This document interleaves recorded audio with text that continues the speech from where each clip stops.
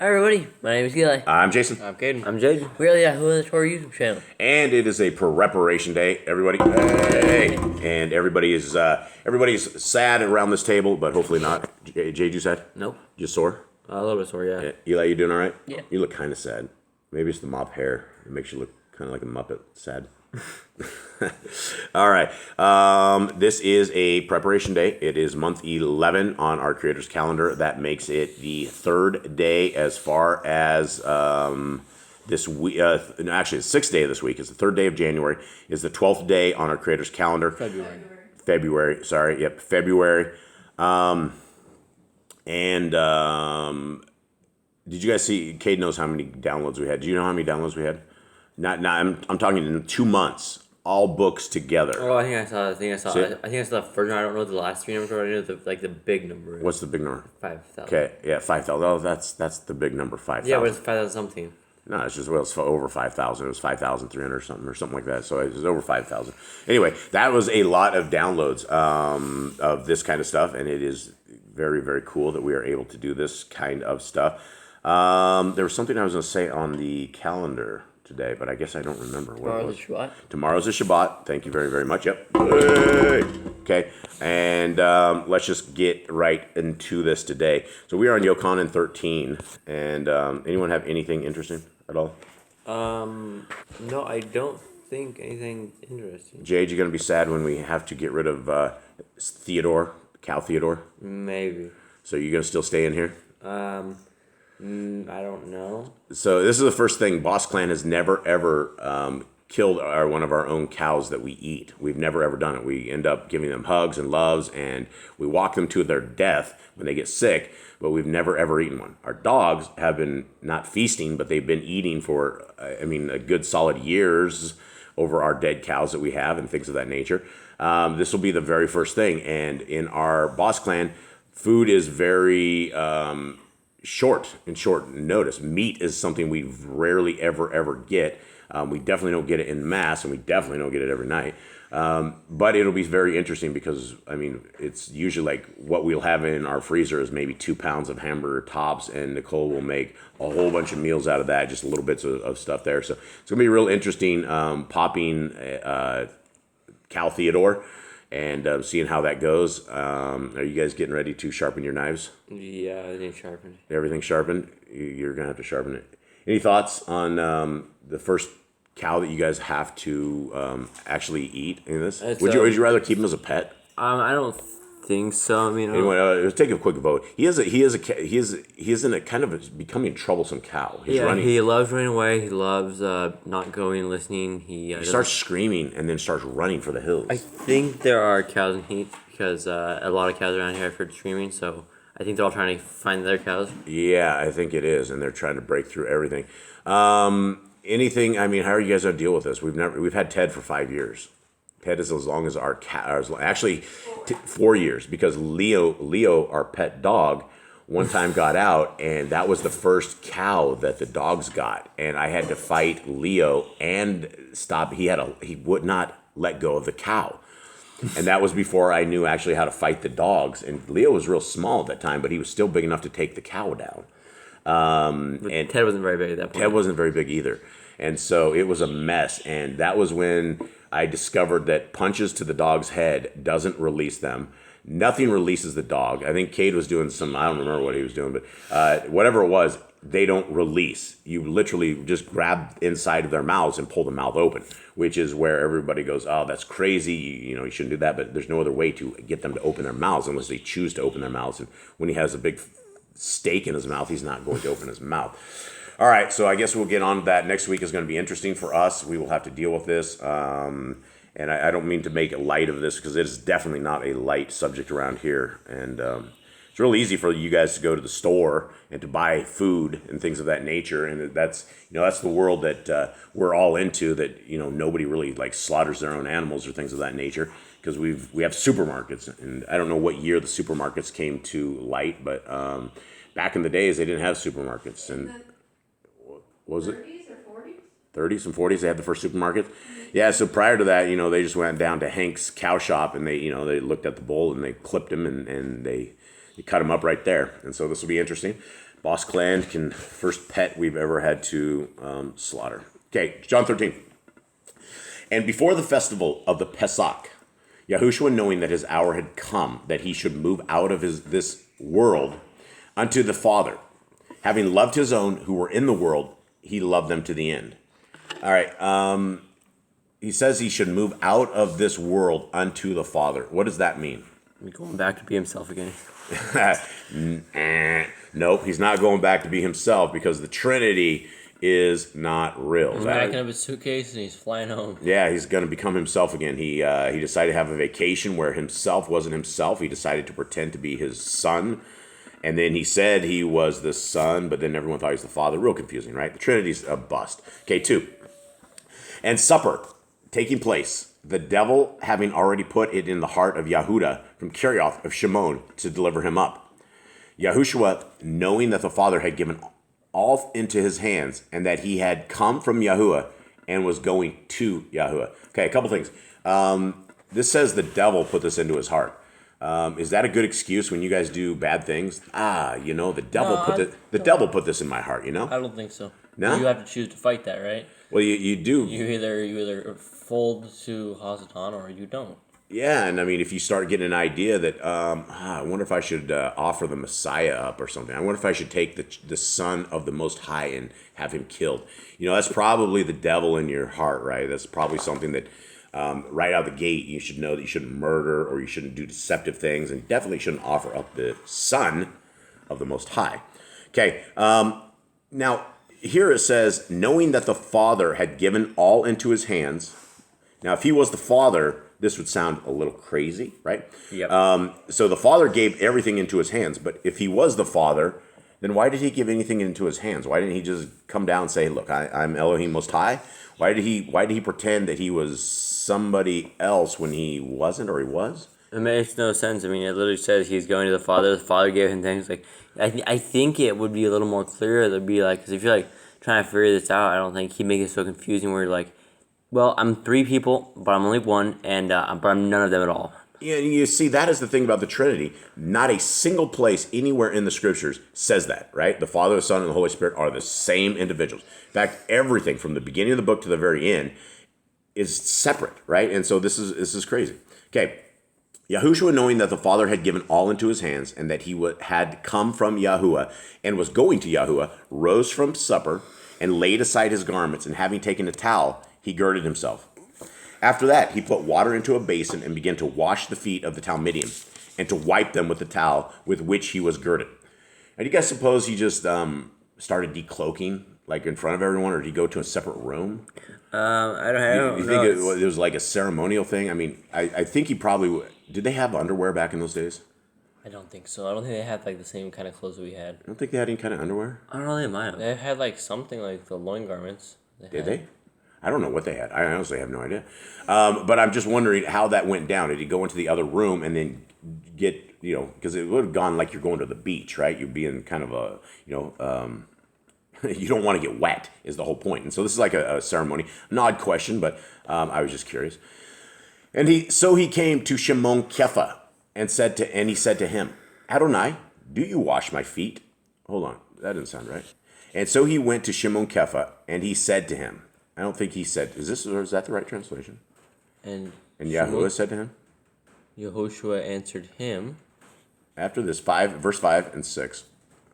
6. Then he came to Shimon. He said, Adonai, do you wash my feet? Okay, so it sounded weird when I was reading it, though. And so he came to Shimon Kepha and said to him, Adonai, why do you wash my feet? Why would... So Peter should actually be in that, or Kepha, but it's not because it's an added thing. Yeah, Sefer says, then he came unto Shimon Kepha, and then it has a colon, it says, and Kepha said unto him, Adonai, do you wash my feet? Like this, so that's like added in by man. See, mine has Peter in. When he came to Simon Peter, Peter said to him, Lord, because it sounds like how this is, that Messiah says, Adonai, do you wash my feet? Mm-hmm. And so he came to Shimon Kepha. Are we sure that's what's in the Holy Scriptures? That's what it says. I guess the only way to do it to know is because the he isn't capital.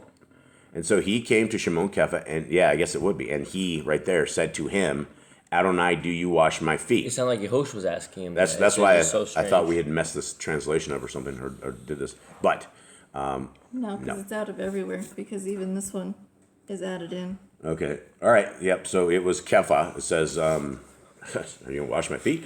7. Yahushua answered and said to him, "You do not know what I am doing now, but you shall know after this." Kepha said to him, "By no means shall you wash my feet ever." Yahushua answered him, "If I do not wash you, you have no part with me." Shimon Kepha said to him, "Adonai, not only my feet only, but also my hands and my head." Yahushua said to him, "He who has had a bath does not need to wash except his feet, but is clean altogether. And you are clean, but not all of you." All right, so I guess that's good news for you, Jade. Jade's our speedy bath guy. What does he mean right this, guys? He who has had a bath does not need to wash except his feet, Oh, your feet but is are- clean. How long was it before these guys had a bath? When was probably the a last lot. time these guys had all had a bath? I think they probably go a few days. I don't think they have a bathtub in their house. I think they have to go down to a river somewhere and find I've spent a few days without showering. You don't start smelling real good, right? Your clothes don't start smelling real good. Everything it's not so good. I'm just curious though. He says, "He who had a bath does not need to wash except his feet, but is clean altogether." What is the point he's making with this? that you only need your feet washed. Messiah needs to wash you. Well, here's what Kepha said, right? He's like, well, don't just do my feet, do my hands and my head. He's like, he wanted the whole bath. This wasn't the point, right? This was a ceremony of servitude, right? This is something that when you touch another person's feet, everybody's gonna go, oh, that's really gross, right? The first thing people think of with feet are hot, stinky feet, right? Dirty, stinky feet. And so Messiah is grabbing these hot, dirty, stinky feet. What are you laughing at me for, Mystical? I just think it's funny. What's funny? Hot, dirty, stinky feet. Yeah, it is. Well, it is. Hey, anyone here want to wash my feet? Do you need me to? This is a test. It is a test, right on camera. No, that's what I'm saying, right? No, you're not going to voluntarily want to wash some person's other dirty, stinky feet by default. That's the thing. If you want to wash their hands, that's one thing. Okay, here, let me wash your hands. Let me wash your, everything. But the feet are something different. Okay, 11. For he knew who would deliver him, so he said, "You are not all clean." So when he had washed their feet and taken his garments and sat down again, he said to them, "Do you know what I have done to you? You call me teacher and Adon, and you say, well, for I am.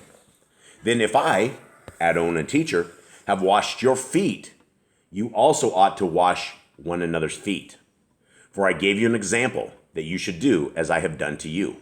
Okay, this is an example, right? This is the example. What example are we getting out of this? What do we learn from this? And what should we be doing because of this example? As a person over us served us, he was our servant, and we should become the servant of other people by showing our faith that way. Yeah. Yeah, and if you have an opportunity to serve others, and I mean, it doesn't just need to be washing the feet. If you're able to serve people and do things that are, beneficial to them and help them out and show them love and show them compassion and show them, when you wash someone's feet, it's like the ultimate, I don't know, it's just Servitude? It's servitude. Yeah, it's the ultimate servitude, right? You can do a lot of stuff to people, but when you wash their feet and you take those dirty, stinky feet and you wash them and you put your hand and wash them, I mean, it's just it's a sign of full-on compassion. Okay, 16. Truly, truly, I say to you, a servant is not greater than his master, nor is an emissary greater than he who sent him. If you know these, Baruch are you if you do them. Okay, he's blessed. Blessed are if you do them. What is he talking about? Be a servant. What he's talking about is if you know these, right? Right. That a servant is not greater than his master, and an emissary is greater than that. If you know this, and you're blessed if you do such a thing. The 7 says, if you know these things, happy are ye if you do them. Yeah, and happy. I think happy would be blessed, right? Blessed, happy. Kind of the same thing. Maybe not, but close. 18. I do not speak concerning all of you. I know whom I have chosen. But that the scripture might be fulfilled, he who eats bread with me has lifted up his heel against me. And I thought that was interesting. In the world that we come from of like MMA and fighting and things of that nature, when you lift up a heel against somebody, I mean, it's a bad deal. I mean, it's literally the last thing that you do when you lift a heel against somebody. It's not just it's like a stomping thing, right? It is literally you're hurting somebody badly, and so Messiah knew that the one that was with him is the one that literally is trying to stomp him. 8:19. Now I say to you, before it takes place, that when it does take place, you shall believe that I am. Here it is. You shall believe that I am. So everybody will take the Trinitarian people, will take 80 verses out of John and discount them and say, no, it doesn't matter what he says. And right here, listen, right here, you shall believe that I am. This is not saying that Messiah Yahushua or Jesus the Christ, there's no J's in Hebrew, he is not saying he is Yahuwah.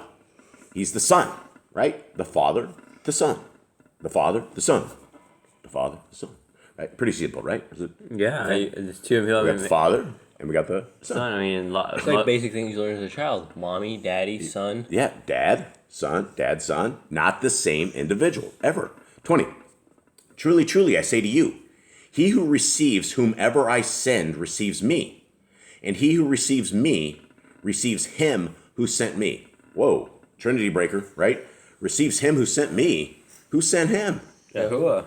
Well, if he is Yahuwah, then him sent himself, right? None of this would make sense if the Trinity was valid at all. Okay, 21. When Yahushua had said this, he was troubled in spirit and witnessed and said, truly, truly, I say to you, one of you shall deliver me up. The Talmudian looked at one another, doubting of whom he spoke. And one of his Talmudian, whom Yahushua loved, was reclining on the bosom Yahushua. Does it say on the bosom Yahushua? Isn't there supposed to be an of there? Was reclining on the bosom Yahushua? It's of Yahushua. Yeah, you missed an of in there. All right, yeah, so Jade, Eli. Okay, so 23 needs changed, Mr. Cole. So think about this. Think about what kind of relationship these guys have. They're pretty close here. Yeah, I mean, as kids, you guys would lay in the chair with me, and you would lay your head on the chest of, you guys would lay all around me and everything. As you get older, it's less and less, probably because you guys reek more and more. I'll break the couch. No. Yeah, you're too big. Yeah, you're too big to hang out. But what kind of relationship would these people have with Messiah if you literally put your head on another man's chest? They're very close. They're like a family, even close to family, right? There's like a few of them. I think John, Peter, and James are like all super, super close to Messiah more than the others. Yeah, and I mean, even if you go to a family reunion, you're not going to go hang out and put your head on other people. I mean, you don't have that kind of, even in a regular family, you don't have that kind of a relationship. I mean, maybe in some circumstances, dad's on his last two cents. He's dying. He puts his head on your chest and dies or something of that, right? But I mean, as far as it's like hanging out, these individuals loved Messiah, and Messiah loved them enough that he was this kind of family to them. And so this is an example of the family that we will have in the kingdom to come, that we have this kind of love, and where we don't have this kind of love now, and we don't have this kind of stuff where we just feel a little awkward hanging out and putting our head on people's chests because it'd be weird. So let's hang on. Continue. 24. Shimon Kepha then motioned to him to ask who it was of whom he spoke. So it says he motioned to him. So did he go, come here, Messiah, come here. That's not a capital him. So I think he was talking to the one who was laying on Yahushua's chest. Probably John, right? I was thinking. John or it's one of those. One of those guys. Okay, so yeah, and then again, so this is a weird translation. Shimon Kepha then motioned to him to ask who it was of whom he spoke. Yeah, and if it's not a capital he or for him or H for him. Yeah, last night we were proofing it. Jaden was thinking that it was Kepha that was laying on him, but I didn't think so. Yeah, I think it was maybe John or who else do we know that had a close relationship with the Messiah? James, yeah, it could be James. It could be Yaakov. It could be his brother, yeah. Yeah, that would be interesting though. I just can't see you guys putting your heads on each other's chests. Maybe pulling each other's hairs, or like putting fingers in each other's ears, or like, I don't know, messing with each other, something like that. But I can't see it as like hanging out like this. Okay, let's continue on. So, and leaning back on the breast of Yahushua, he said to him, Adonai, who is it? Yahushua answered, It is he to whom I shall give a piece of bread when I have dipped it. And having dipped the bread, he gave it to Yehuda from Kerioth of Shimon. All right, do you think Yehuda was right there when he said this? Or do you think he told them this and then he went and he grabbed the bread and then he dipped it and gave it? I think it was all. I think Yehuda's sitting right there. I think they all know. So like right there, he exposed everything? Yeah, I mean, well, if you read on, they don't quite understand what he's going to do. They thought he was going to steal something, but... Well, yeah, I mean, and so, well, this is interesting stuff. He gave it to Yehuda of Kerioth of Shimon, and after the piece of bread, Satan entered into him. Yahushua therefore said to him, what you do quickly. Thoughts? Satan entered into him. Messiah says, do it. Told him to do it fast. He should make it fast. Don't make him. Why would he say that? Why would he say go quickly? Because he already knew he was exposed. He didn't want to be near this guy anymore, or he knew this evil intent.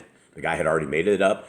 I think it was just like get it over with, get this whole thing over with. I mean, because normal humans, if you knew something like this was going to happen and the guy was right there, you would probably talk this guy down, right? Hey, man, you're going crazy. What's wrong with you? Or stop. You're going to go try to get me killed with the friggin' Pharisees? These guys are out of their minds. Lock this dude in the room for a while so Yeah. he chills out. Kefa, put some hands on this guy, right? Show him some fisherman love, right? And let's continue on.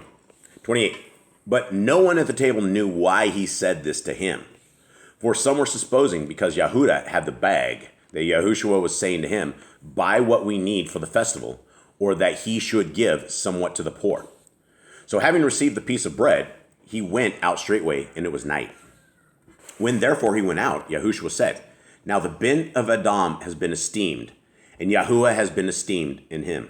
Okay, why did he say this after after Judas left? Why would he say this? Why is he esteemed? What point? What does this matter? Like this moment right here? Because that was like the prayer before let your name be esteemed and let me be esteemed through you. The prayer before the previous chapter, and it's like it's come to pass, right? He's been esteemed by the people. He was praised by the people. The people all came to him. He was esteemed. People were praising Elohim through his name. Yeah, this is the part I don't get though. He says when therefore he went out.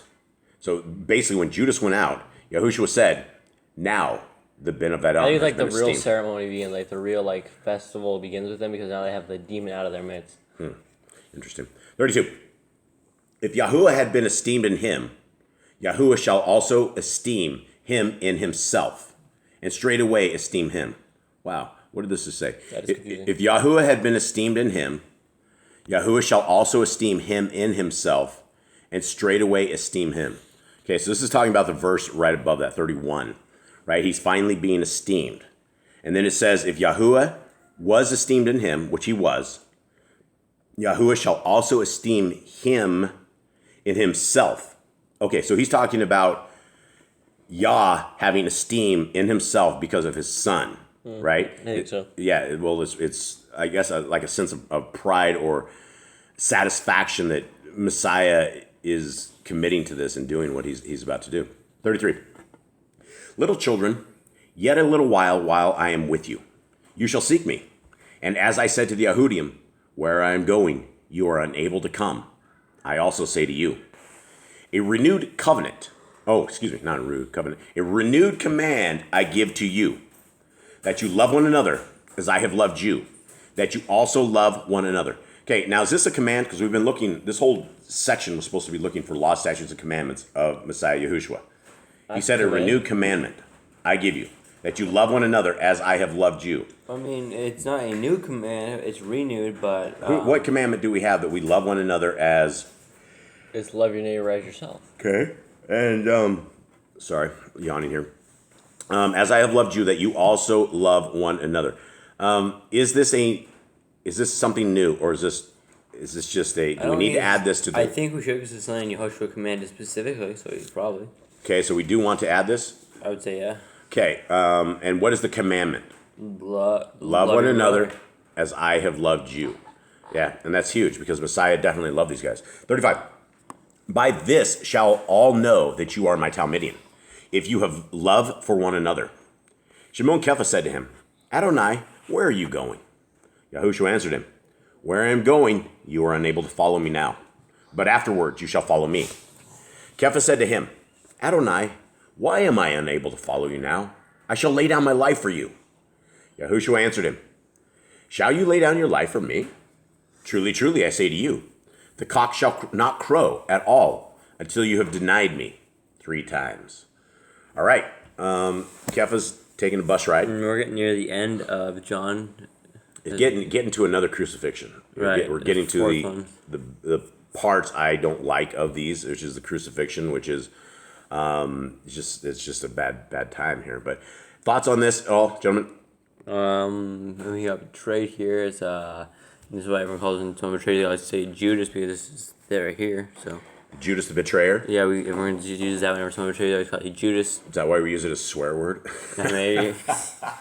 No, we don't use it. My mother does though, which is the oddest thing. And unfortunately, she will say Judas. She will say the word Judas as a slang term. I grew up with this. I had no idea what she meant, and she probably has no idea what she means either.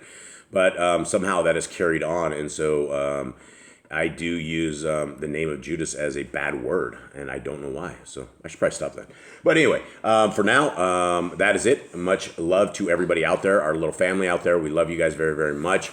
I hope you have a wonderful day. We hope you guys have a wonderful day. Hope you guys are blessed. Hope you guys are reading your scriptures. Hope you guys are getting close to our Creator in all things. So thank you guys very much. Have a wonderful day. All right, shalom.